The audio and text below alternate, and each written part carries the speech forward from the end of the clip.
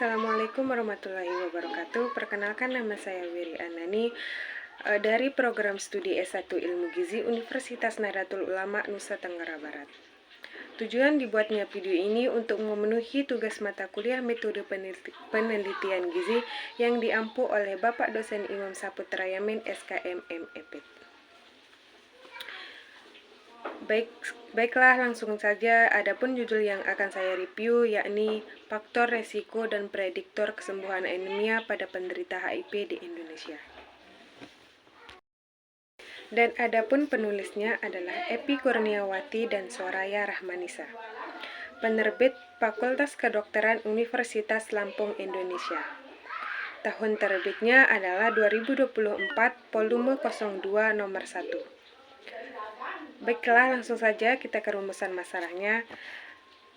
Rumusan masalahnya adalah Acquired Immunodeficiency Syndrome atau AIDS merupakan suatu penyakit imunokompromis berbahaya yang disebabkan oleh infeksi human immunodefisiency virus atau HIV.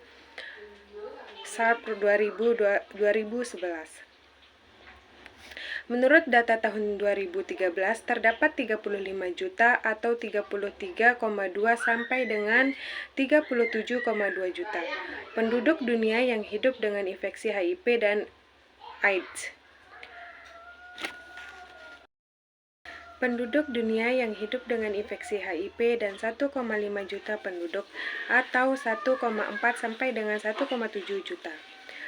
Mati akibat penyakit terkait HIV atau AIDS, WHO 2015. Jumlah pada penderita HIV di Indonesia meningkat setiap tahunnya. Pada akhir tahun 2013 terdapat 29,037 orang yang terdapat terinfeksi HIV atau AIDS. Kemenkes 2025. Baik, adapun dari metode jurnal ini adalah penelitian ini digunakan desain studi literatur atau literatur review yang sistematis untuk mengumpulkan data, menganalisis data dari berbagai sumber relevan, kualitatif. Variabelnya adalah jurnal ini menggunakan variabel independen yang meliputi usia, jenis kelamin, status gizi, berat badan, dan HIV atau AIDS. Baiklah, langsung saja. Hasil dari jurnal ini terdapat tiga mekanisme terjadinya anemia pada infeksi HIV. Yang pertama, penurunan produksi sel darah merah. Yang kedua, peningkatan destruksi sel darah merah. Dan yang ketiga adalah produksi sel darah merah yang infektif atau Bervelding 2024. Setiap individu dengan infeksi HIV memiliki kerentanan dan faktor-faktor yang berkaitan dengan kejadiannya anemia.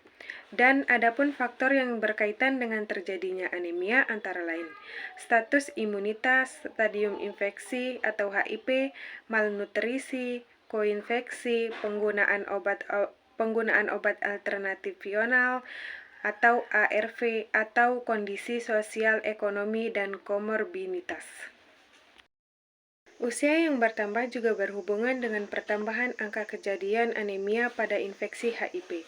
Sebuah studi menunjukkan bahwa anemia pada infeksi HIV 37,4% terjadi pada usia kurang lebih dari 35 tahun, 40,8%, pada usia 36 sampai dengan 45 tahun, dan 46,7% pada usia kurang dari 36 tahun. Kelelahan pada infeksi HIV juga berkaitan dengan gangguan fungsional fisik, distres psikologis, dan penurunan kualitas hidup. Kelelahan yang terjadi terlibat pula pada gangguan aktivitas sehari-hari, gangguan kerja, dan gangguan tidurnya.